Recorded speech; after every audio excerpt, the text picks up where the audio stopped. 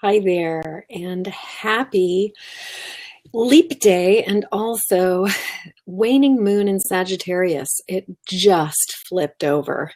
So this is an ideal time for using that releasing energy of the waning moon and the Sagittarius energy, which is a really fiery kind of get shit done moon, to do some clearing, some cleansing, and other stuff.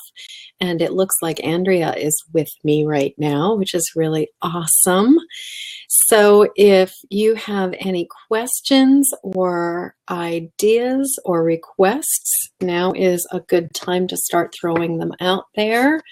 And I have my tarot deck with me. I wanted to say that one thing that I've been aware of recently has been a few people that I know have been through some car accidents lately. And in addition to just that very traumatic experience of going through something like that, I was thinking about my own personal experience having been through a couple car accidents and how every car accident in my life has served as very much a wake-up call. And generally, what I've noticed is that car accidents for me have been times where there were things that usually I was really stressed out and there was a lot of stuff that was on my plate, and there were things that was going on and affecting me very strongly. And the car accident was almost like this reminder of you need to put yourself first again. You need to put yourself, focus on what is going on for you, and go and take care of you again. So it's generally been a reminder for me to take a moment to pause and to really let myself relax and calm down again. So right now, it looks like there are a number of viewers who are not able to sign in through Twitter, and then there is one viewer who's on who is signed on. But what I was thinking about doing until there were some questions that decided to jump on was to actually do a little bit of tapping, and specifically for if there was something like a car accident or an accident or an event that was pretty traumatic.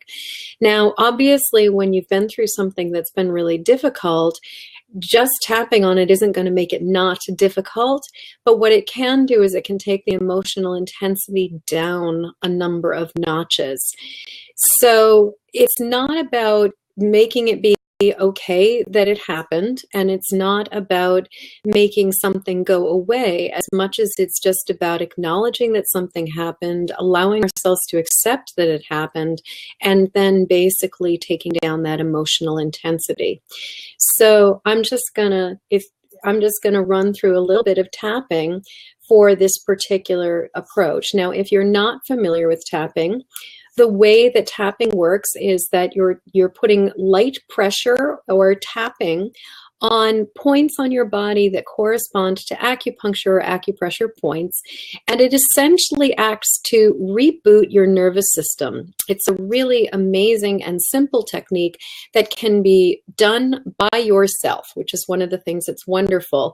Although I will say that working with coaches and with practitioners can be really helpful when you want to go deeper, further, and you want to do work where it's just helpful to have an outside set of eyes and ears to really pick up on things that you might not have noticed yourself.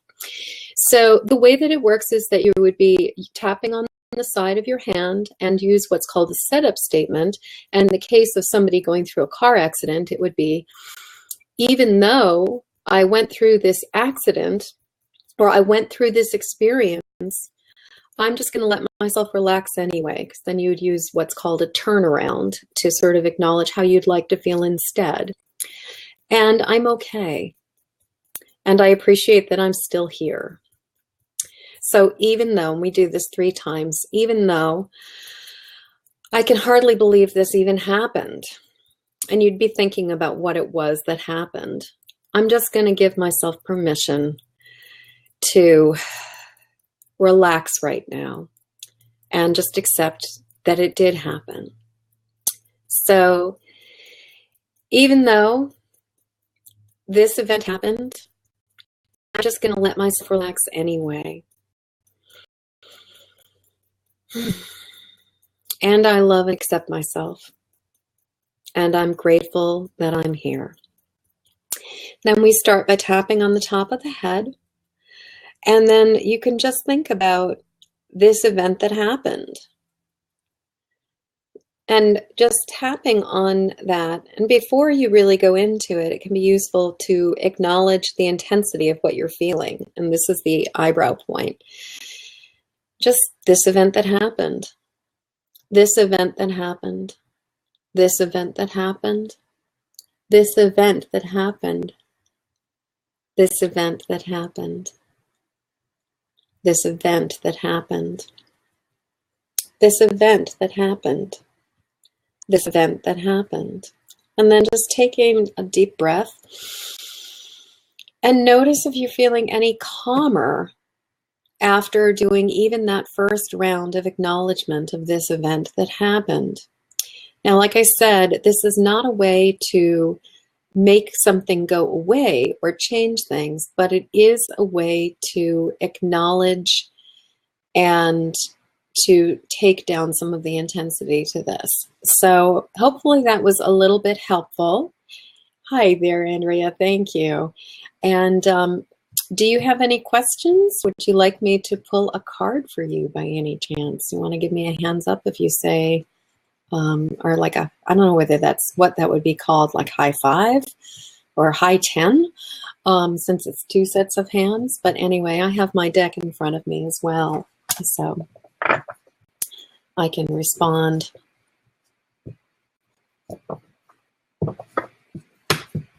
So here's my handy dandy tarot cards. I just figure I'll shuffle them a little bit. You'd love a card. Awesome. Okay, so what I want you to do is I want you to think about a particular question that you're wondering about, or some kind of, a specific issue that you're looking for some clarity on, okay? So we'll pull and see what they have to say.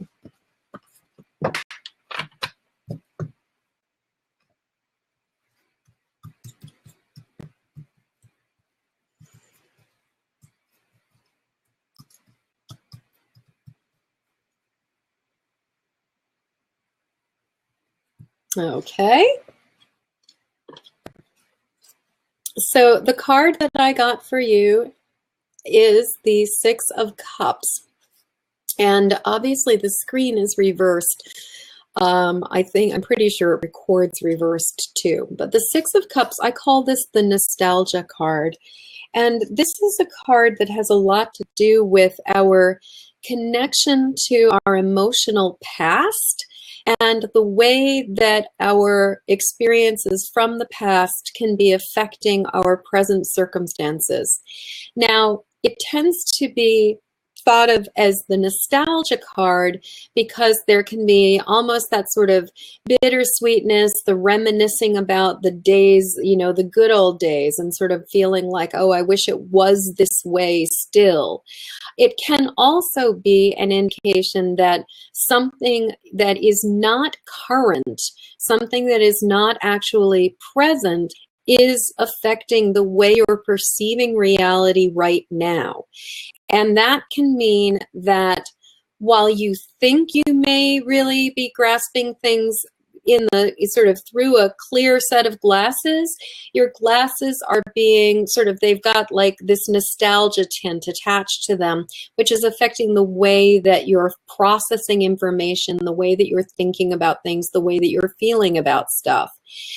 So it can be useful to take that into consideration if you're trying to process something and you're noticing that there's a fair amount of sort of emotional static or even emotional I'm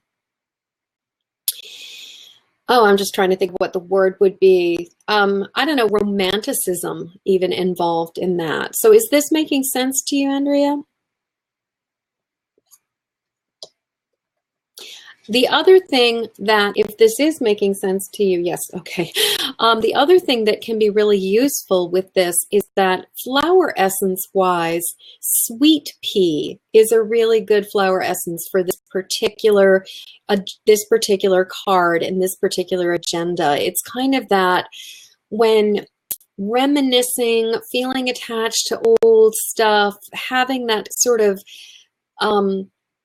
romantic attachment or longing for the past, that it can really help with those feelings. Also, if you're dealing with a fair amount of breaking out of old patterns, which the nostalgia card can be about, because it can also be about breaking away from family patterns, breaking away from old traditions that you just have been working with, that it is a card that's really saying you are starting to examine and understand the way that these patterns have been affecting you, and now you're ready to move on or move beyond them.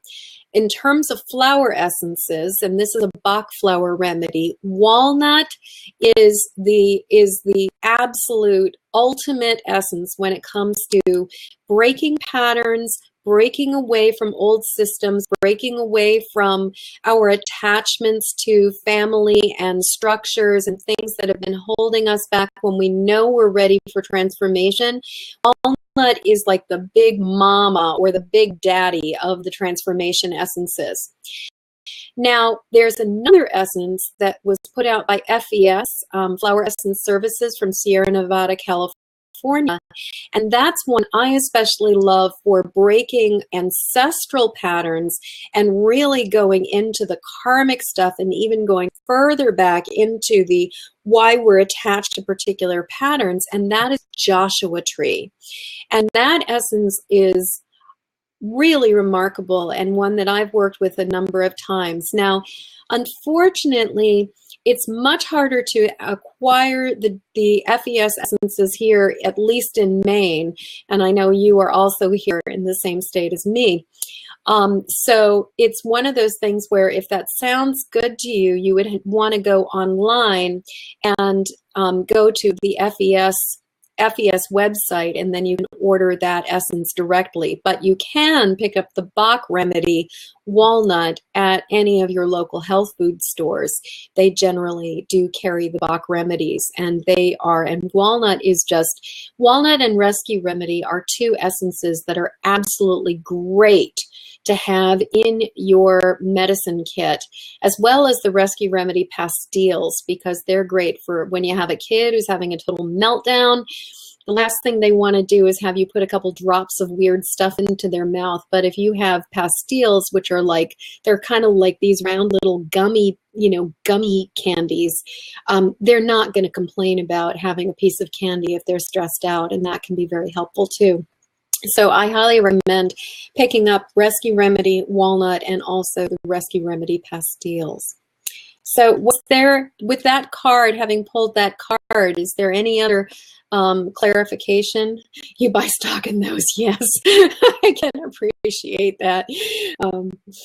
Yeah, and probably considering that you're going into the tween years, you're going to be getting even more. So is there any other? You're so very welcome. Really, really a pleasure. Do you have any clarification or any other questions you were looking for?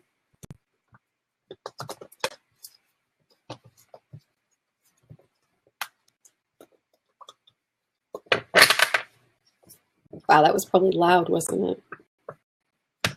No, that was perfect. Awesome. That is great.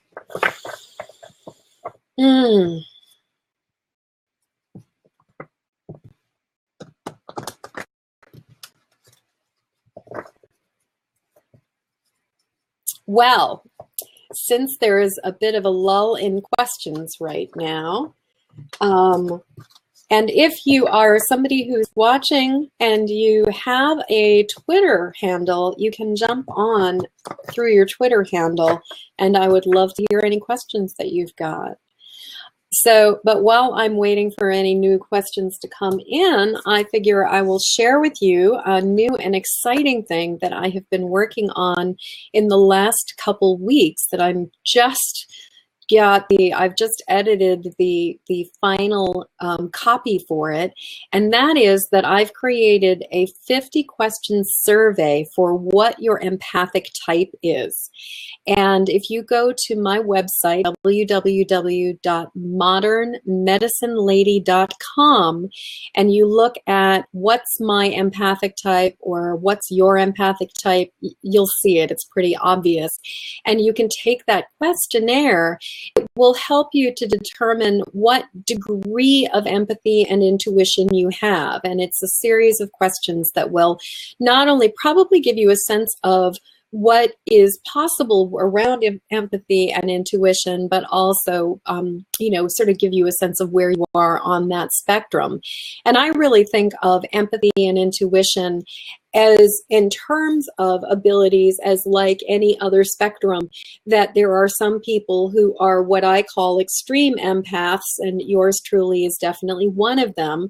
And then there are people who I call objective observers on the other side, who have a tendency to really not be as empathic, not be as sensitive to picking up things that are unseen in the world, and tend to be more on the concrete side. And then there's people sort of running between the two. And that is, again, is a quiz that I've just created that's got some lovely graphics, if I do say so myself. I'm still working on the booklet that's going to be going with it, that will be coming out. So if you sign up for my mailing list, once the booklet is completed, which should probably happen within the next week or so, then I'll be sending out a link and letting people know about that, along with when the new moon comes in next week, which is actually, I believe, next Monday, the 8th, we'll be having a new moon, and that's going to be the new moon in Pisces, which is going to be a wonderful time for doing some real deep emotional work and doing real deep personal emotional work for ourselves. So, but that quiz is on my website, and the booklet will be coming out very soon. But the quiz is all ready for you to go check it out. And I must say, I'm really pleased with it, because I just really think that as an empath and as a sensitive, one of the things is that I have known so many people over the years who I meet who do not understand the reason they are feeling the feelings they're having is actually because they're picking up other people's stuff. They're sensing things that is coming down the pike. You can hear me, but you can't see me. Okay. If anybody else has the ability to write a question in here and let me know if they can see me or not see me. It appears that my camera, oh good, now you can. Excellent. Must have just cut out for a second. Anyway, what I was going to say is that what I have found repeatedly with so many people that I've talked to is that they are feeling all these feelings. They are experiencing a lot of worry. They're experiencing a lot of stress. They're experiencing a lot of anxiety.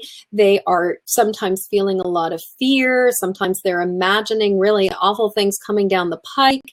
And when I start talking with people, what I've discovered over and over again, and this I learned for myself initially, was that a lot of the time, the feelings that I thought were my own were actually things that I was picking up from the world around me.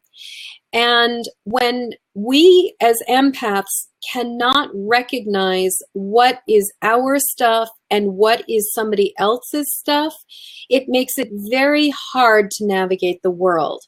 And so one of the very first steps to working with, and I think living more effectively and living more functionally as an empath in the world, is actually learning how to recognize and distinguish what is my stuff and what is your stuff, and what is the difference between you and me, and what's going on here.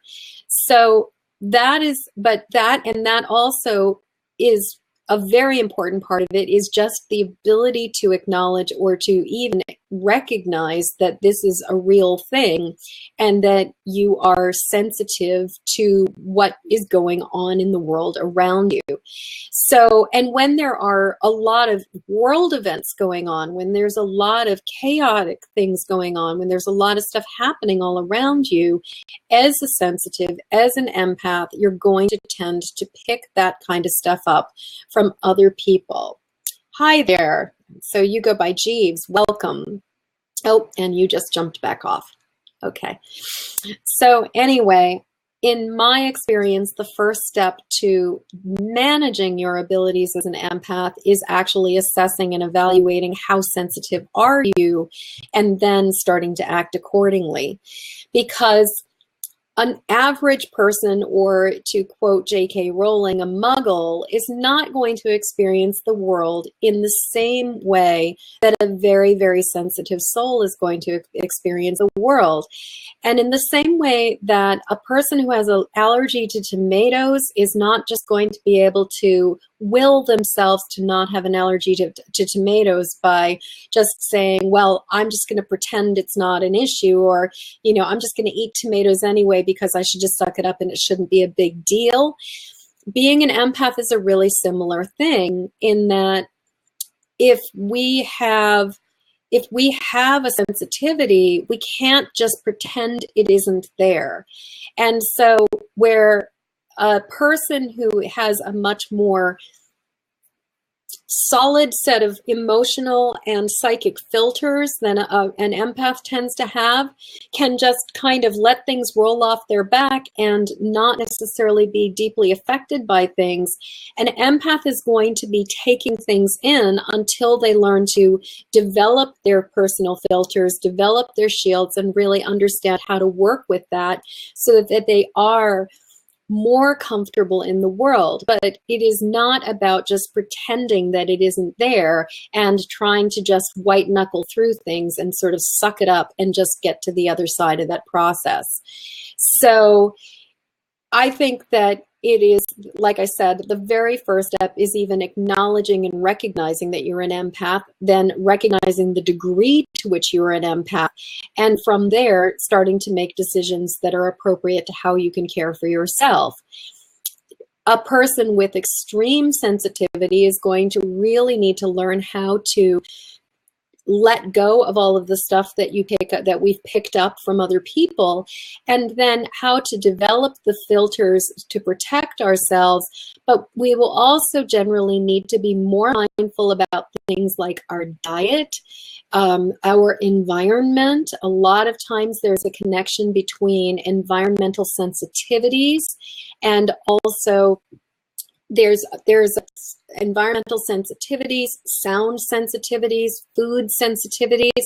That's the sort of irony of being a, quote, sensitive, that when you are a sensitive, not only are you going to be picking up on the sort of unseen sixth sense kind of things, but also it's very likely you're going to be picking up on the things that are in the world around you.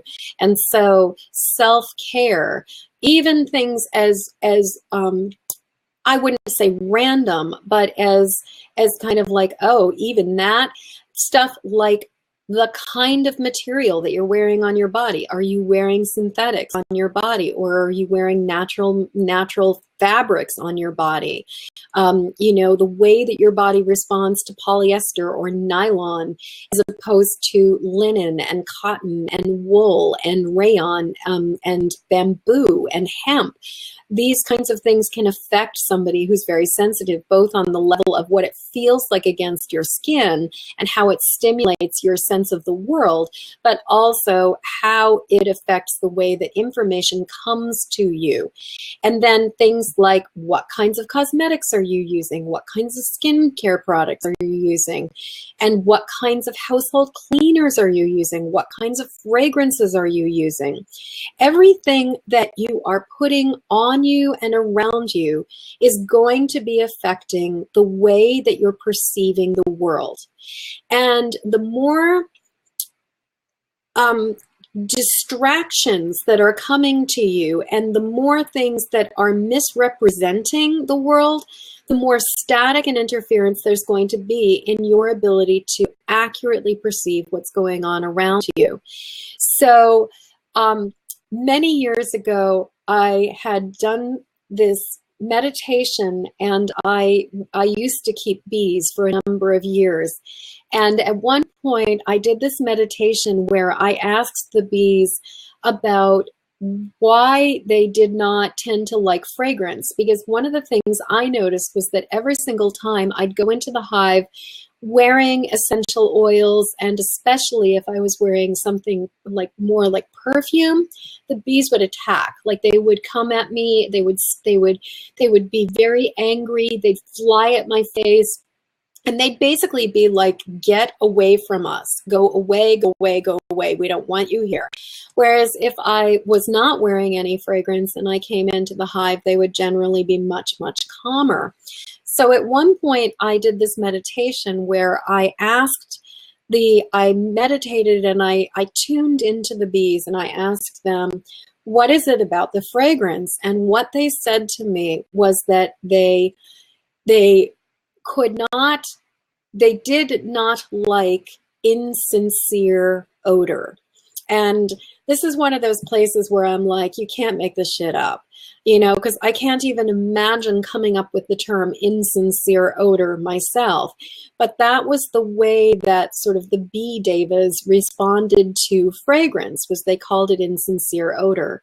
And what I would say about anything synthetic, whether you're talking about fragrances, chemical household cleaners, flavorings in food, synthetics in fabrics, synthetics in, or, artificial chemicals in our makeup, in our cosmetics, all of these things, if you think about the synthetics as insincere odor, fragrance, sensory input, and you think about the fact that when you're exposing yourself to these kinds of insincerities, you're being affected essentially by a misrepresentation that is going to distract you from the truth.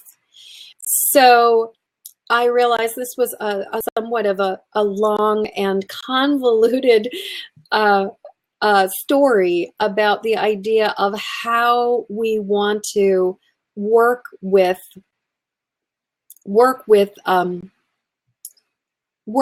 being mindful of the input of what we're surrounding ourselves by as sensitives, and particularly avoiding the process of being exposed to anything that is synthetic, or as the bee spirits would refer to it, insincere.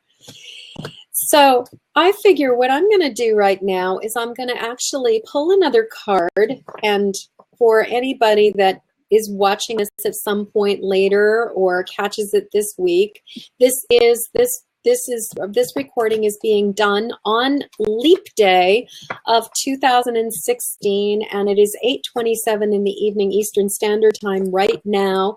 The moon has just gone over into Sagittarius, and it's going to be in Sagittarius until early on the 3rd, like about 5 o'clock in the morning on the 3rd. And as I was saying earlier, a Sagittarius moon is a great time to get stuff done, and with the moon waning, which means that it's decreasing, this is kind of an optimal time, especially since the weather's been fairly mild, for starting some of that spring cleaning, as well as starting to do some work with loving our liver and giving our liver a little bit of a boost.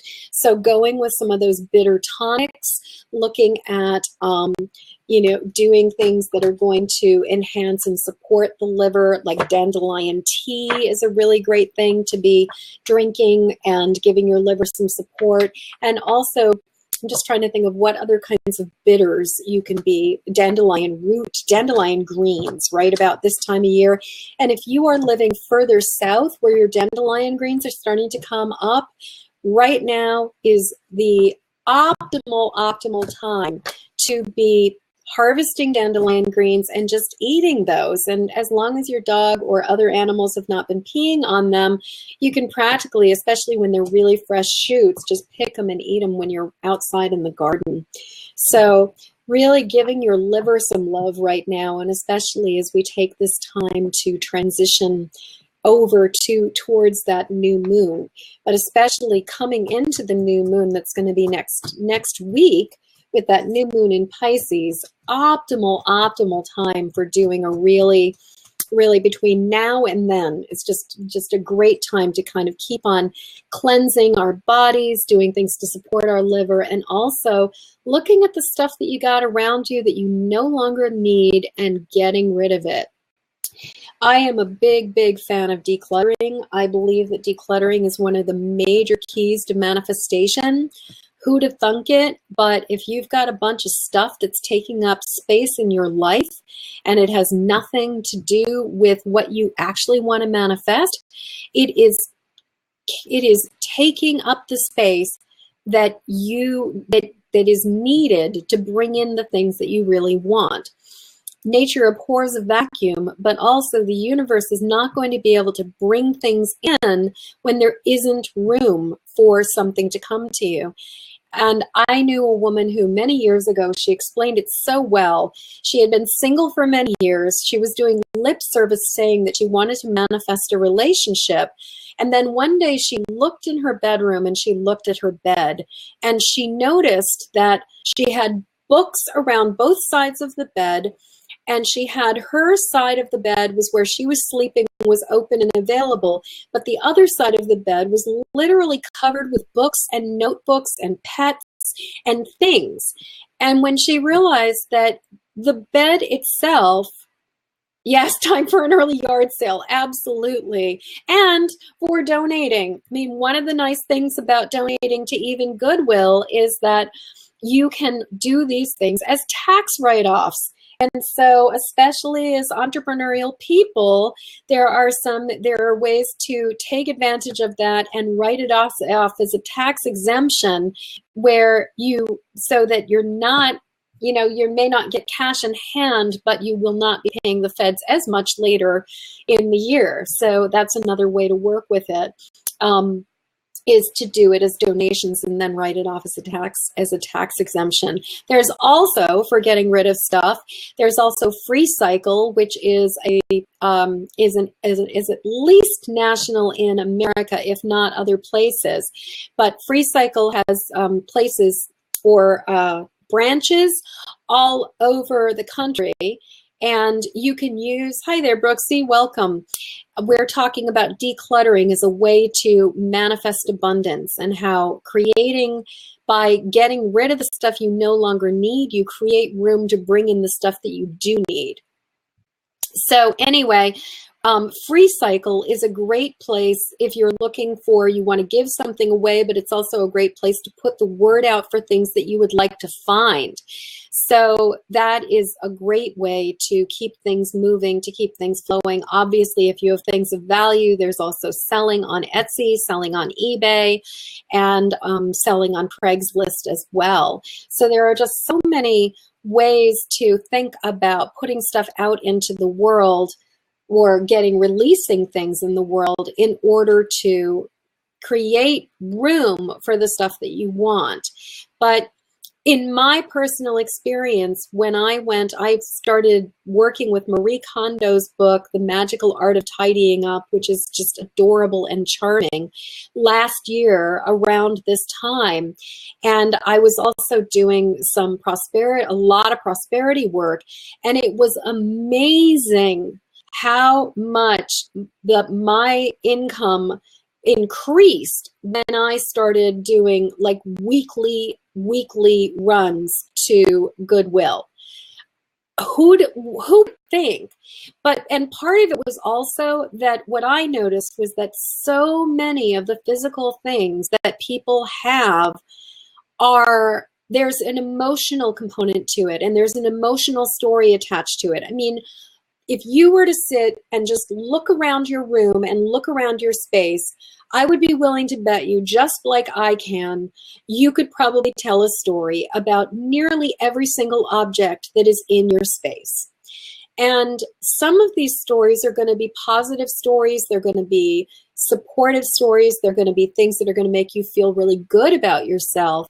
But then there are going to be a lot of other stories where there may be a negative association, or there may be this weird kind of guilty thing that's going on with it, or like that you got it in this really strange way, or some family member did something and you ended up with this thing and you're keeping it out of loyalty to them, but not for yourself. And every single one of these things that's forming this kind of emotional energy, emotional attachment to something, that's taking up a lot of bandwidth inside of you and is taking up a lot of emotional and psychic space that could really be used for manifestation, could be used for productivity, could be used for creativity, and for doing more amazing things. And so it can be so helpful to spend some time and to just starting in one part of the room and then just doing a circular sweep, make note of the things that where when you look at something, do you feel that weird ping in your gut? Do you get that sense of, oh, like there, and I know that anybody watching this knows exactly what I'm talking about, where you look at something and there are sometimes those things that just make you feel like not the way that you want to feel. So those are the kinds of things that are really worth considering letting go of, whether it's selling because they're valuable, donating because they're valuable and getting a tax exemption, giving them away. You know, some things just is best to throw away or burn. But I think that taking time to do the declutter, and right now as we are in this fiery waning Sag moon going towards the new moon in Pisces, and we've got a couple more moons sort of cycles because we'll go from Sag to Capricorn, then from Capricorn to Aquarius, and then from the Aquarius into the Pisces. So there's this process that we're going to be going through for the next week, getting to the new moon, where we can actually really use this energy to do some serious releasing, both within our bodies and also in terms of the decluttering in our world. So before I got myself completely distracted by the idea of doing decluttering, I was actually going to pull a card just to talk about this week and what we might want to be mindful of in general. Not anybody in particular, but all of us might want to be mindful of for this coming week. So the card that I just pulled for this coming week is the Three of Cups reversed. This is the card of harmony. It is reversed, and the way I'm going to interpret this is that it is a card that's saying, this is going to be a week where we might all want to be a little bit extra careful not to get our panties in a wad and to not get ourselves emotionally distracted, emotionally, and to overreacting. That when this card is working is in favor, it's very much about the ability to work collaboratively, the ability to work in harmony, the ability to reflect and mirror each other's positive traits and qualities. But that when with this being reversed, I am thinking that this has a lot more to do with the fact that there's a little bit of distortion. People are taking things personally that they don't necessarily need to take personally. They're going to be, and people will be perceiving things through a very emotional and personal filter. So I would say that this card is an indication or indicator that this year would be a really good time for all of us, not this year, this week would be a good time for all of us to just be mindful of taking an extra breath here and there, really letting ourselves relax, letting ourselves stay calm, and doing our best not to react and not to jump to conclusions, particularly when we notice that we're getting our emotional buttons pushed. And as I say this, I think about what I've been experiencing myself in the last day or so, and and how I know that when somebody makes a simple request to me, and I react very strongly to it or experience it as being criticism, that is usually an indication that there's more distortion, emotional distortion going on inside of me than there is necessarily, than it is about how that person even voiced their request to me. So I think that as I think about it myself, I'm like, yeah, I can see how this card is relevant, and I am imagining it may be relevant for some of you too. So that is the card.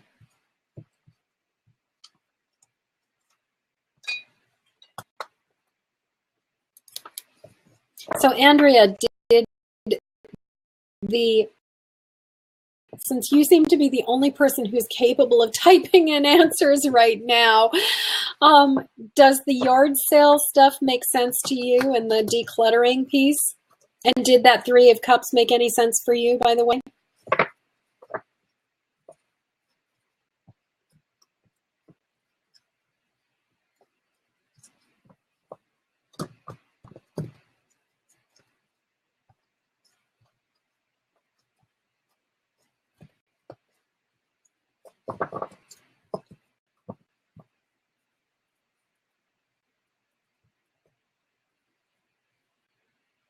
And I am just going to send an invitation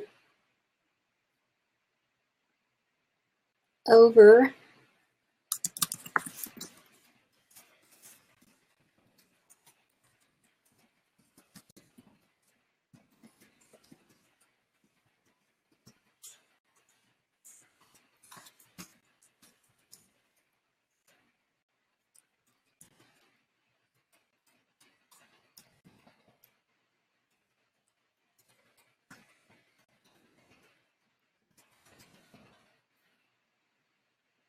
Okay.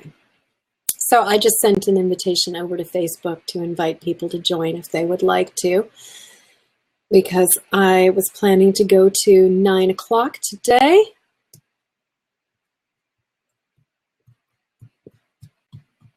Although if I don't get any questions, I may decide to cut this one short a little bit, but we'll see. So, and I had been talking at the very, very beginning of the hour when I had jumped, before people had jumped on, about that I know a couple people who have just recently been through some car accidents. And that was what I was actually starting to tap on at the very beginning of the hour. And one of the things I was saying was that in my experience, when something like that happens for me, it's always been a wake-up call, and it's very much a demand to pay attention and recognize the ways in which I am distracted or sort of spinning and not noticing. Unfortunately, a couple other things that I have a tendency to do that are also sort of my personal check engine lights are locking my keys in the car, running out of gas. That's another good one. That is like when I need a little bit of a, hey, you are not grounded, you are not being mindful, you are not paying attention. Those are the sort of locking keys in the car, and also running out of gas are two of the ways that that happens for me. And then one of the things that when I was younger I was prone to was when working in the kitchen, not being mindful of where my knife was and tending to nick my hand. And I do not recommend that as a way to learn that you're not paying attention. I've been really fortunate in that I've had some minor nicks, and definitely have had some boo-boos that have hurt, but thankfully I've managed to avoid any major disasters. But I find any of these kinds of events, accidents like this, that are just sort of these weird, forgetful things, a lot of the time have to do for me with being mindful of how I need to be more grounded, how I need to be taking care of myself more, how I need to be really focusing more clearly. So I'm going to just pull a card for this sort of energy of the energy of the accidents that I'm aware of. And curious, I pulled the Hierophant. Now, the Hierophant in the traditional tarot is the spiritual guide and is the teacher, but is also the person who has a tendency to be following rules and have a sense of order and structure about things. And so the Hierophant can represent on the dark side, or on the sort of the challenging side, the idea of dogma versus intuition, and sort of tradition versus going with the flow and feeling things because they are the way they need to be. But the other thing about the Hierophant is that the Hierophant is the guide, and is the guide who has the ability to lead us out of the underworld or lead us out of our difficulties and lead us forward into a new way of thinking and a new way of living. Sort of the Hierophant as mentor, but also the Hierophant as the guide. Or there's a term called the psychopomp, who is the one who goes into the underworld and leads people out, like Mercury, the messenger god. And so if we thought about this idea of what I was speaking about with an accident being kind of a wake-up call, there's a way in which the accident can also be serving as, sorry, I was hearing a noise at my door, probably a cat who wanted to come join us, but that there's this way that the way that the Hierophant can be acting as a guide, or the accident could be acting as a guide that's saying, there are places in your life where you are stuck right now. And this accident is the wake-up call, or the impetus, the instrument that is going to ultimately be the catalyst to take you out of this. So it may feel very strange and may feel very difficult at the time, but in hindsight, it will be something where somebody will look back later and go, oh, I get it. This was the start of a major, major thing for me. And this was the beginning of the rest of my life. So, it really strikes me that with one person who I've been corresponding with about an accident, that I'm wondering, and I'm imagining I'll be sending the link to this to her so she can watch this if she's not already on among some of the people who are viewing who are not signed in, if that makes sense. But then there's another friend who I'm aware of who just went through it, and I'm just wondering in their case whether that would also make sense for them. But I know for me that many times those kinds of wake-up calls and those kind of hi there, Andrea, welcome back. Those kind of catalytic experiences have been very, very powerful and ultimately very transformative. And in my case, I'm actually coming towards the anniversary of my first car accident that happened. Now, I was born on Christmas Day, and I was in a car accident on Holy Thursday when I was 18 years old. And Holy Thursday, if you're not Christian, is the day before Good Friday. And my joke has always been, or my comment even then was, if it had been the next day, I probably wouldn't have made it through. And it was a pretty serious accident. I was not the driver, I was the passenger. And the car skidded 160 feet. It rolled over 3 times. I have one memory of climbing out of the car. I have another memory of waking up on the ground, like, you know, it was a very intense experience. It was life-changing for me. And in many ways, it's probably what got me to where I am today, because going through that experience, I experienced a great deal of stress, a great deal of anxiety. I actually experienced and developed PTSD as a result of that car accident. I had nightmares for years and years and years after that experience, and was really uncomfortable about driving. And it affected everything. It affected my choices, in that I realized that life was short and that I really wanted to go after my dreams and not waste a moment doing things that were not fulfilling for me, and or that didn't matter. Like, I'll say that, because saying wasting time doing things that aren't fulfilling, I don't know, that sounds kind of like not quite what I mean by that. But it was really about, like, life is short, life is precious, do what matters, and every second you get that you can do what matters, do it. And so that really affected me. But also knowing that I had to deal with and manage my fear affected me, and really navigating that awareness that I needed to be mindful, that I needed to be careful. And so I had that experience with that car accident, and amazingly, it was actually EFT that finally gave me relief. Now, if you are not familiar with the term EFT, that stands for Emotional Freedom Technique. If you know me, you know I am a massive fan of it. It's also known as tapping, and it basically is about using pressure or even light tapping on acupuncture points along the body, and essentially rebooting the emotional, mental, and nervous system of the body, so that you are able to reboot, reset, and redefine your experience. And what's absolutely amazing about it is that it is a way, using tapping can really change your way of relating to a memory, which actually, Andrea, goes back to even that Six of Cups card that we were talking about way earlier. If there's any kind of memory attached to that Six of Cups that's affecting the way that you're perceiving things right now, using tapping can really help to neutralize your connection to the memory.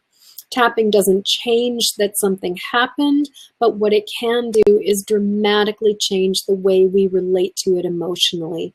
And that is just a remarkable, remarkable thing. And I was starting at the very beginning of this hour, where I was doing a little bit of tapping on sort of the basics of how to work with an event or work with a memory. And the simplest way to do it is to think about the specific moment, or really encapsulate it, and don't think about like a really big, like hour-long experience. Think about like a precise moment where you were experiencing something very intense, and then basically work with that. It's very helpful sometimes to use what would be called a reminder phrase. Hi, Karina, welcome. And use that reminder phrase and tap on just sort of, for example, I was doing work with somebody where there was a memory. I don't actually know what the memory was for them, but it was a traumatic childhood experience, and they used the reminder phrase canning tomatoes. And we just tapped on canning tomatoes and went through the points, and were able to, with 3 rounds of canning tomatoes, take it down from a 10, like a very intense, like off the charts of emotional intensity, down to practically nothing. It was really calm. Karina, would you like it if I pulled a card for you? I was pulling cards earlier. And you can type in an answer on the side with the yes. So think about if there's anything in particular that you are looking for clarification and clarity on. And I'm just going to mix around my cards a little bit.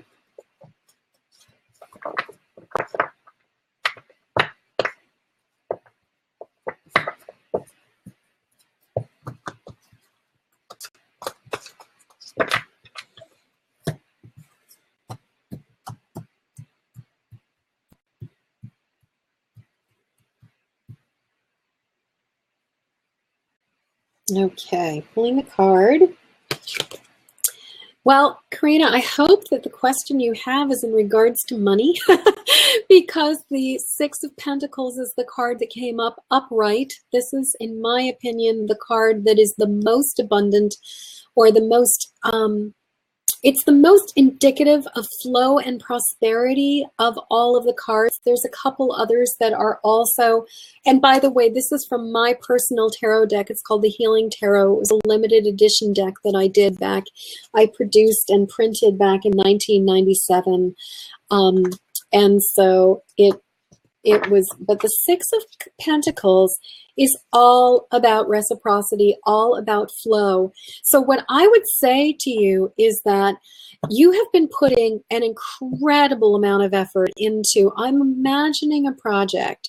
I don't know whether you've got a launch that's coming up or some kind of thing that you're going to be putting out into the world, but a startup, yep. So you have been putting so much effort into the world. You're right on the verge of getting it out there, but you've also been doing favors in a good way, like not in a codependent way, but in a, you've been paying attention to other people, you've been paying attention to hooking people up. My sense is that you naturally have sort of that matchmaker tendency in you where you're like, oh my God, you know, I know this person that you should be talking to. And so your generosity of spirit and the fact that anytime you're creating something, anytime you're offering, you're creating content or you're working with a startup, you have a foundation of service to you that is a web designer. Cool. Oh, hi, Melissa. Welcome, welcome, welcome. So glad you're here. I am just pulling cards, and I was just talking to Katrina, who is just about to launch a startup as a web designer. And I was saying to her, the card that she got is the Six of Pentacles, which is the card of abundance. Oh, you didn't have Twitter. Welcome. I'm so glad you created Twitter. That was a very good move from your part.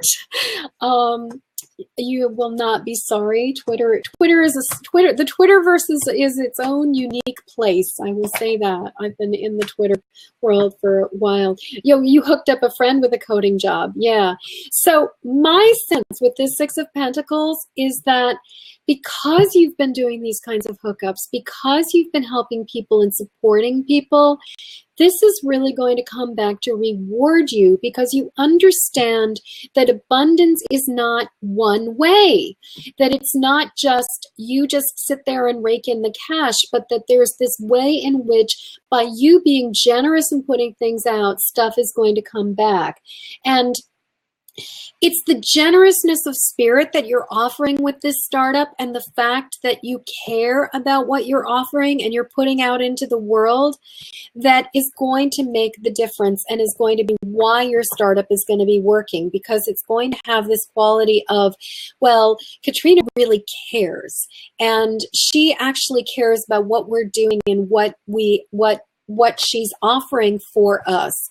And so people will come to you because of the fact that you care about them and you care about there's this generosity of spirit, and then in kind they're going to come back and be like, well, we want to work with her, we want to work with you because you have this sincere care.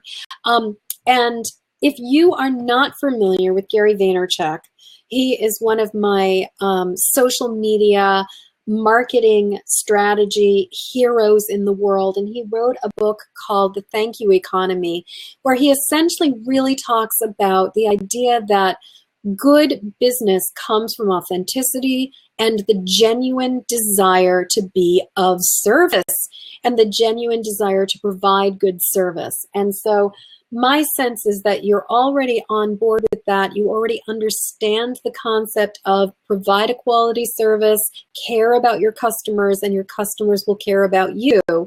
And you're going to get that kind of abundance. And with the Six of Pentacles, that's a very, very good sign. So do you have any other questions about that, or did that make sense to you? Excellent. You're very welcome. That was really a pleasure. Good luck with your startup.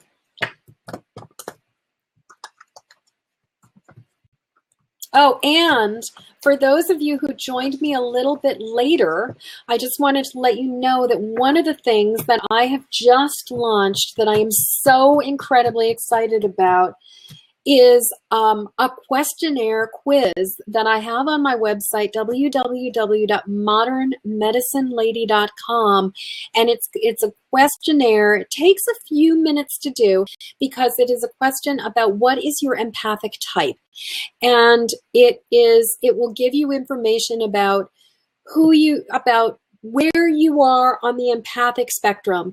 And if you are curious about being empathic and want more information about that, it's a really great quiz. I'm in the process of completing the booklet that's going to be going along with that. And if you sign up for my mailing list, when it does come out, the booklet, you'll be getting a copy of that PDF as well. But it is a 50-question questionnaire that's a yes or no questions to give you a sense of where you fall on the intuition and empathy spectrum. Because when we know where we fall on it, it makes it a hell of a lot easier to manage it. And I had spoken to, it's on my website, and if you look, there's on the top upper right corner of the menu bar, you'll see what empathic type are you. And that is, again, it's on www.modernmedicinelady, all one word.com. And so and you'll find the quiz. So that is there. Okay, so Melissa, would you like to have a card? I'm assuming you would. Yeah. Okay, so think about a question.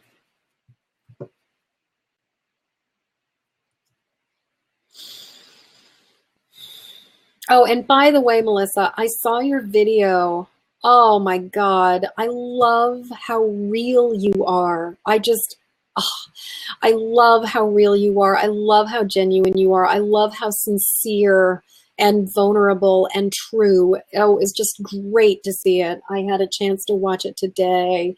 It was so great. And I don't know if you've listened to The Year of Yes by Shonda Rhimes, but the thing that is absolutely crazy is your story and the seatbelt extender is like almost word for word her story too. It was like, holy shit. You're going to be blown away when you will be blown away. Like, you're going to be like, oh my God, she's telling my story. And I've heard both of the, so it's kind of astonishing. I'd have to check. I'll look into it and figure out what chapter it's in so you can jump right into that. But anyway, your video was great. Great, great, great. So, okay, so your card is the Two of Pentacles. And the Two of Pentacles is the card of balance. It's also the card of juggling. So I'd be willing to bet you that what is going to be going on is that you are basically dealing with juggling the two aspects of sort of the older child / business and the younger child / business. And both of them having a certain set of needs and both of them needing a certain amount of maintenance. And part of it is that you are going into a new level of success with the younger, and I'm assuming you know what I mean by the older and younger child in terms of you're so welcome, Katrina. It was a pleasure to meet you, and I hope you come back again. I'll be here Monday nights at 8 p.m. Eastern Standard Time for manifestation, manifesting Mondays, and just doing all kinds of spiritual, intuitive work and answering questions. So welcome. I hope you come back. Excellent. So Melissa, I know that so that idea of the older child that's been the older child slash business that's been going along for a while, it's successful, you have a fair number of clients, it's almost like kind of running itself, but it still needs a fair amount of maintenance, it still needs a little bit of support because it's not ready to leave the house, it's not ready to leave the nest, and the younger child is not strong enough yet to sustain itself, to support itself, and to kind of keep itself up off the ground without a little bit of help from you, or without the help from the elder sibling, actually. So my sense is that you're on the verge of suddenly having the younger part really succeed at a whole new level, where all of a sudden you're going to be needing to figure out how to juggle your systems, how to juggle your time, and how to manage this new level of success. Like you've been kind of keeping it flowing at the rate that you've been at and the pace that you've been at. But imagine if all of a sudden on the side of the new business, all of this energy suddenly starts pouring in. Like there's going to be a great deal of energy and impact coming in on this one side. Yeah, it's pouring in. And so how do you manage all of this energy that's pouring into this new thing at the same time that you still have this other child, this other piece that's not quite ready to be released and not quite ready to be let go of? And the other business is feeling and interacting a little weird. Yeah, I mean, because I really think of it as almost like two daughters or two children, and you have the adolescent and you have the young kid. And the young kid demands way more attention and wants way more love and way more support, but can't quite support you yet. And then the older kid is not ready to be completely let go of either. So but the sense I get is I have this image of it's like the riverbed of your new business is narrower than the water running through it. So it's like you've got flow coming over either side. And I get the sense that in terms of your literal systems, like your capture system, your management system, that you've outgrown it. And that there's just a whole bunch of, how am I going to fit this together? I think you weren't expecting it to be quite so like, oh my God, this really happened. So at this point in time, I think one thing it's really, really worth looking into is delegation, really looking at delegating what you can delegate, and also really looking back into and thinking very, very seriously about your systems and hi there, welcome. Anyway, thinking about your systems and thinking about how can you manage, I keep on wanting to say what is it? CMR, Client Management Resources? I think that's what it is. But anyway, very much about all of that kind of stuff of looking at your way that you're handling everything. So I'm imagining that's making sense to you. Do you have any other questions? And if it isn't making sense to me, tell me it's not making sense to you.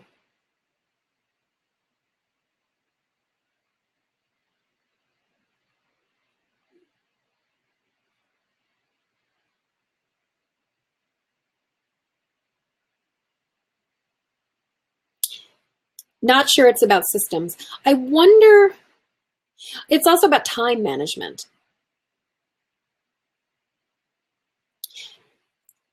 I think you're going to discover that the systems you have in place are not strong enough for what you're doing, in terms of things like all of a sudden you're going to have people where you're going to be tracking a lot more money coming in, and you need to have some kind of way of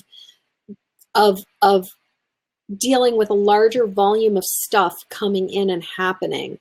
That's the feeling that I'm getting. So it may be that you're about 2 months, month and a half, 2 months away from suddenly going, I need help with this management. You love that feeling. Great. Yeah, I'm gonna bet on it that I feel pretty strongly that systems is gonna surprise you, and that it's very much about the capturing of your client management and the capturing of the payment systems, the capturing of the scheduling, and keeping everything in containment so that it's working effectively and efficiently. But for some reason, it feels to me like the biggest hole has to do with the way that you're going to be keeping track of recurring payments. That would be the part that I think is particularly crucial right now. And I don't know if you have a VA, but you're going to be ready for a VA by, I'd say, July, if you don't already have one. Do you have any other questions?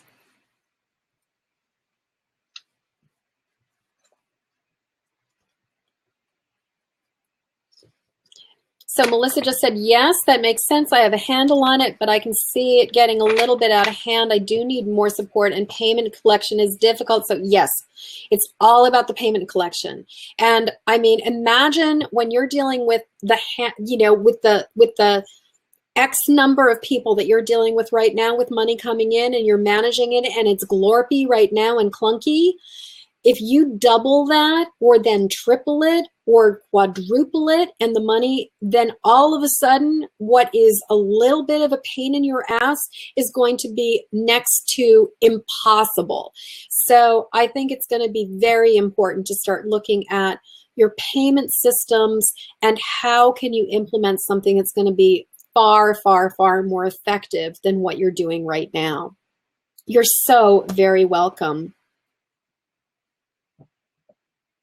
Excellent. Yeah, I think I've heard about 17 hats, and I've definitely been hearing about Authorize for people as a way to work that's really great. And that sounds great that you're going to commit to it for the next Blab. That sounds wonderful. Thank you. Well, this has been such a pleasure. And I'm so glad that you showed up, Melissa, and everybody else that showed up today. It has really been a pleasure. And to all of you who I can see are watching but are not able to ask any questions, welcome. I will be back next Monday at 8 p.m. for the new moon. And that's going to be a new moon in Pisces. And the theme of the new moon in Pisces, from my perspective, is forgive. So we'll be talking about that and pulling some cards and talking about whatever comes up around healing and etc., etc. And if you are interested in learning more about what I do and want to take the nifty What's Your Empathic Type quiz that I just like edited and rolled out in its beyond its beta test right now. That is at my website, www.modernmedicinelady.com, and you just go to the upper, on the menu bar in the upper right corner, there is What's My Empathic Type, or something like that, and you can fill that out, and then please sign up for my mailing list, and when the booklet that's going to be going along with it is completed, I will be sending a link to that out very shortly as well. So it has really been a pleasure. I look forward to connecting with people next week. Melissa, I'm so delighted that you decided to join me. And even though, Andrea, you are gone now, and Katrina, it was a pleasure to spend time with all of you. And I hope you guys have a magnificent week. And I'll look forward to connecting with people again next Monday. So I'm going to sign off now, and I wish you all peace. Thanks, Melissa.